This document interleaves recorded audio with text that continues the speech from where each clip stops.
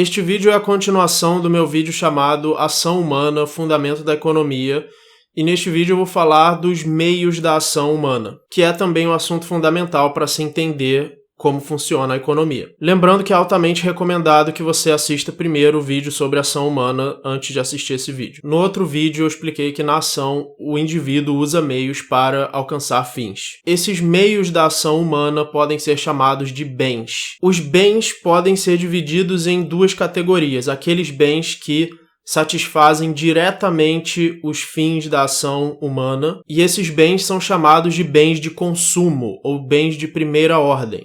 Um meio que você usa diretamente para satisfazer os fins da sua ação. E a outra categoria são aqueles bens que servem indiretamente para alcançar os seus fins, e esses bens são chamados de bens de produção ou bens de ordem mais alta. Você usa os bens de produção para produzir outros bens que podem ser de consumo, ou podem ser outros bens de produção que, em última instância, vão resultar em bens de consumo. Nós podemos usar como exemplo o consumo de um sanduíche de presunto. Esse é o exemplo que está no Man, Economy and State, que é o livro que eu estou usando como base para fazer esses vídeos sobre economia. Para que haja um sanduíche de presunto na mesa pronto para comer, você precisa primeiro de 2 fatias de pão, você precisa de uma fatia de presunto, você precisa de uma faca para fatiar o presunto, você precisa do território onde isso vai ser feito, você precisa da mesa, você precisa levar o sanduíche até a mesa. Então, tudo isso são fatores de produção, são meios que estão sendo usados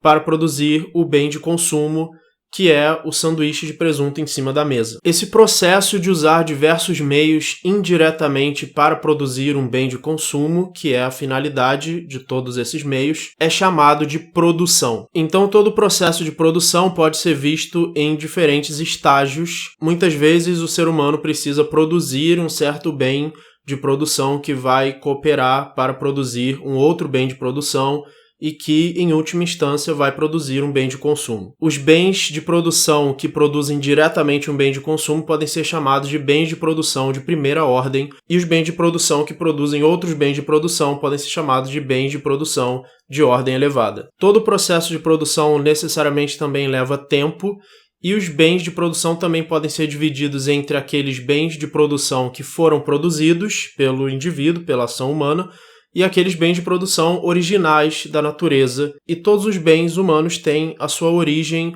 no efeito direto da ação humana sobre os bens da natureza, os bens originais, com os quais o ser humano foi produzindo bens de consumo. Por exemplo, você tem um coqueiro com cocos e você usa o seu trabalho de subir no coqueiro e retirar o coco para produzir um bem de consumo, que é o coco pronto para ser consumido. E a partir dos bens originais da natureza, o ser humano também produziu outros bens de produção, como por exemplo, ele pode produzir uma faca que serve para cortar o coco.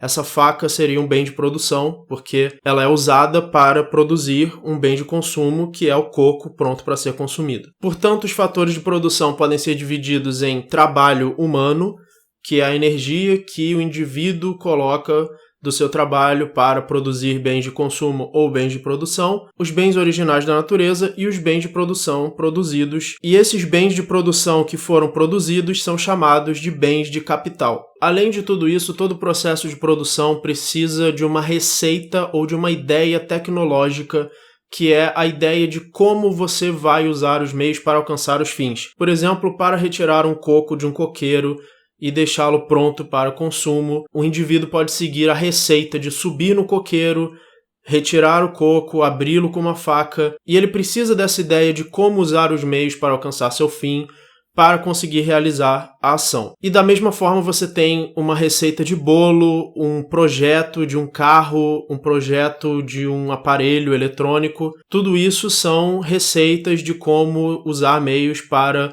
produzir bens de consumo ou bens de produção. Uma vez que o indivíduo tem essa receita, ela não é um bem escasso, porque ela pode ser usada por um número de vezes potencialmente infinito. Você não gasta a sua receita quando você a usa, e, portanto, uma vez que o indivíduo tenha uma receita ou uma ideia tecnológica, ela não é um bem escasso. No final do processo de produção, será produzido um bem de consumo, e esse bem de consumo não precisa ser um bem material. Ele pode ser um bem material, como, por exemplo, um sanduíche, mas ele também pode ser um bem imaterial, como por exemplo, amizade. Um bem de consumo não precisa ser material, ele só precisa ser um meio escasso de indivíduos alcançarem os seus fins. A economia não é um estudo de coisas materiais, mas sim um estudo de meios que o ser humano usa para alcançar seus fins, mesmo que esses meios e fins não sejam materiais. Os bens de consumo são valorizados porque eles satisfazem diretamente o desejo ou a finalidade do indivíduo, e os bens de produção são valorizados apenas porque eles são capazes de produzir no futuro os bens de consumo que vão satisfazer os desejos e finalidades dos indivíduos. O fato dos bens de consumo serem escassos implica que os bens de produção, os fatores de produção que resultam na produção daquele bem de consumo são escassos, ou pelo menos alguns deles. Por exemplo, para produzir um coco pronto para consumo, eu preciso de um coqueiro que tenha um coco e de uma pessoa que suba no coqueiro, que tenha o trabalho de pegar o coco, que abra o coco. Se todos esses fatores fossem infinitos, fossem superabundantes, haveria cocos infinitos ou superabundantes prontos para consumo.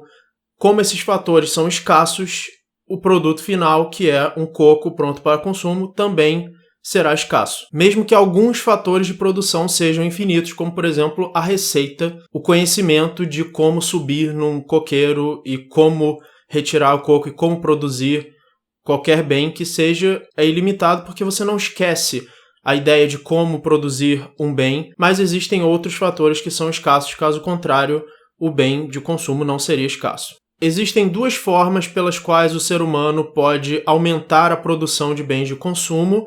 Ele pode aumentar a quantidade de fatores de produção, ou ele pode aperfeiçoar as receitas ou ideias tecnológicas que ele tem para produzir bens de consumo. Todo bem de consumo também precisa ser produzido por múltiplos fatores de produção e nunca por um único fator de produção. Por exemplo, para pegar o coco eu preciso de um coqueiro com o coco e mais o trabalho de subir no coqueiro e de pegar o coco. Se fosse necessário apenas a presença do coco, apenas um fator de produção, ele magicamente se tornaria pronto para o consumo, mas sempre são necessários vários fatores de produção que precisam acontecer simultaneamente para que se produza o bem de consumo. Então é isso, eu pretendo que essa série sobre economia seja bem longa, o objetivo é entrar em todos os detalhes da economia mesmo. O livro que eu estou usando como base é o Man, Economy and State, do Murray Rothbard. Esses vídeos vão ficar todos na playlist de economia que está na descrição. Se você quiser, você pode ajudar o canal doando Bitcoin ou se tornando um doador através do Patreon.